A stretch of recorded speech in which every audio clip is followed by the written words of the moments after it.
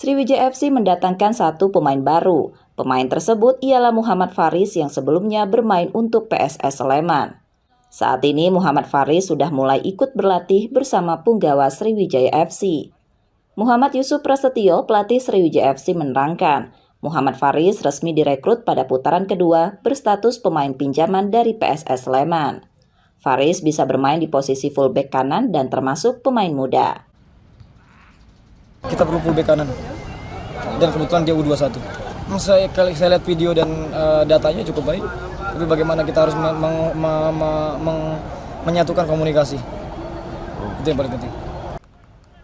Harapannya M. Faris dapat cepat beradaptasi dengan punggawa Sriwijaya FC lainnya. Nur Muhammad, Kompas TV, Palembang, Sumatera Selatan.